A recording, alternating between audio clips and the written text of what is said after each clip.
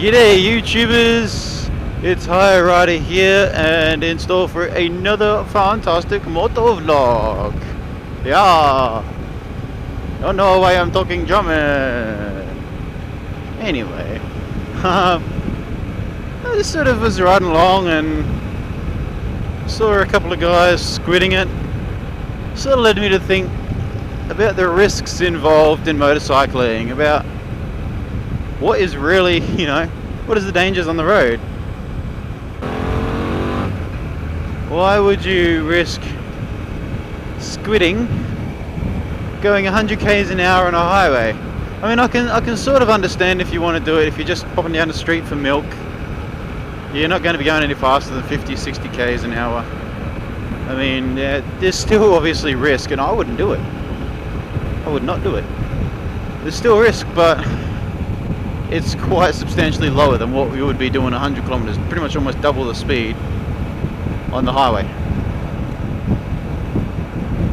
And it sort of led me to think about all the risks that are involved in motorcycling. So I guess the large majority of the risk for motorcyclists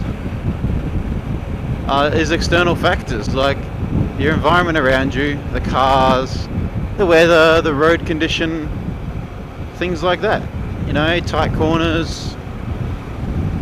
Now obviously there's a certain level of inexperience that's involved in that sort of stuff, but I'll get to that in a second. So you've got all those environmental factors. You've got the ability to reduce risk. You can't eliminate the risk entirely, but you can reduce the risk. Say for example, I'm reducing the risk right now of, running up the backside of this car here by keeping a safe distance. I know the environment around me. I know there's a white car behind me. His stopping distance is probably a lot less than what mine is. If he's tailgating me, I want to get out of that situation.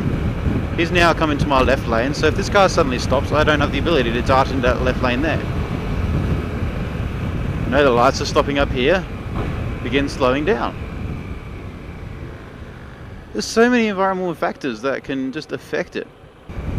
So there's so many things involved. There's so much to be thinking about as a motorcyclist.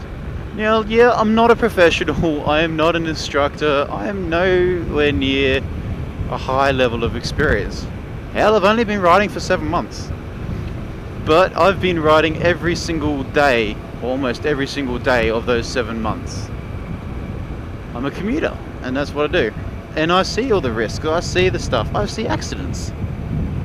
And I learn from those sort of incidents, and I adapt to them. So there's so many things that can occur. That car could dart into that lane, that car could suddenly pull out in front of me. And I've got to learn what's going around. I've got to be observant and understand my surroundings. And in doing so, that minimizes my risk.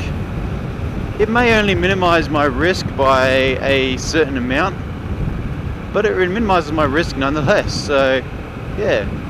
I watched a video a little while ago by Blinky Cap. I'll chuck his link in below, but he did a video, I think it was called The Risk Meter. And basically he talks about that exact sort of thing. It's pretty self-explanatory. What kind of things are involved, and depending on what you do or the environment around you, your risk increases. Your risk goes up substantially when you're going faster or there's lots of stuff happening around you. There's traffic. So, there's so many things that can occur. Now, as I was saying before, there's obviously inexperience, but inexperience in itself isn't the largest risk. Like, inexperience in itself, I was inexperienced at one stage, but inexperience means that you're not open or experienced at identifying the hazards that are around you, the things that are occurring. You're not as observant. You don't understand your surroundings, your situations, or anything that's happening. And that's why, I believe that. And I can't really speak about this because I did it, but it's not a good idea learning to ride in traffic. Traffic is the most dangerous thing that there is because there's so much going on. You can't see that many cars in front of you because they're all jammed up next to each other. Especially in gridlock, you know, there's always the possibility of a car darting out. Filtering in itself is extremely dangerous, but the risks involved in not filtering are higher than the risks that are involved in filtering. So I'm not saying that filtering is extremely dangerous and you shouldn't do it. I'm saying that there is still risk involved in filtering, and it should be done by someone that is experienced, especially in reading traffic. But if you stick in traffic, there's an even more higher risk. There's a high risk of someone rear-ending you, merging into you, all that sort of stuff. I've seen it way too many times. So there's always the risk, and you know, as you get more experienced, get more confident, you know, you learn a little bit more. And you know, I'm not experienced. I've still got heaps to learn. The day I stop learning is the day I die. You know, you're always learning and experiencing things. So, you know, I'm no pro, but you know, it's just the more you get out there, the more exposure you get to get more experience and just be safer on the roads. All you car drivers that might be watching this, take note. This is the eyes of a biker. This is what I experience. This is the sort of stuff that I come across. That car could pull out. That car could pull out. This car could stop. That car behind me could run up my backside. There's so many risks. You've got to look out for bikers because bikers are constantly on the ball. That's why you'll see them changing lanes. Look like they're darting ahead of everyone to get ahead of traffic. They're not. They're getting around traffic, getting to the safe zone. They're getting to the green zone. Good movie, Mark Wahlberg. They're getting to the safe zone. They're getting away from the risk. There's risk involved in getting away from that risk, which is why you think that they're being dangerous. They're not. Granted that there are some bikers that are dangerous as hell and doing stupid things. Like I consider if you're filtering through traffic going, you know, 60 k's an hour or more, it's dangerous as hell. And it is increasing your risk substantially. So there's so much that happens around you. And as a motorcyclist, you are constantly aware. You know, I'll see a car stopping ahead of me.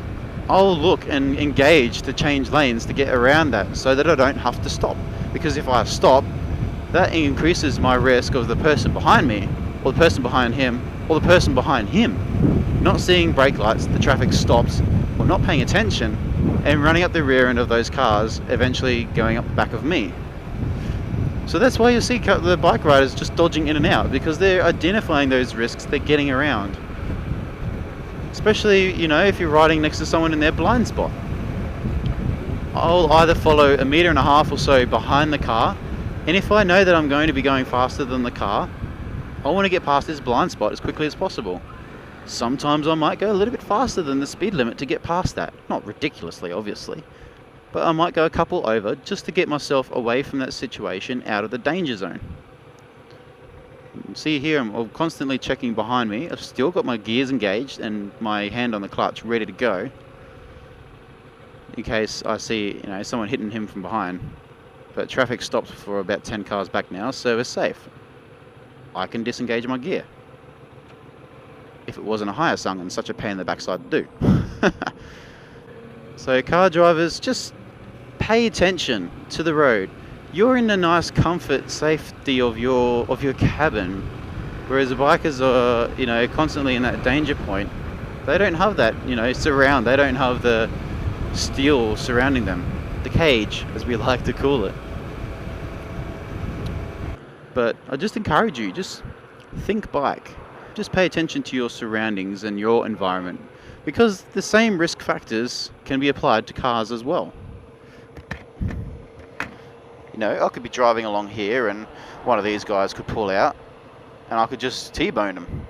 You know, there's so many things that are involved even in cars, and there's sort of stuff that you should be learning when you're driving, and that's the kind of things that you pick up when you ride.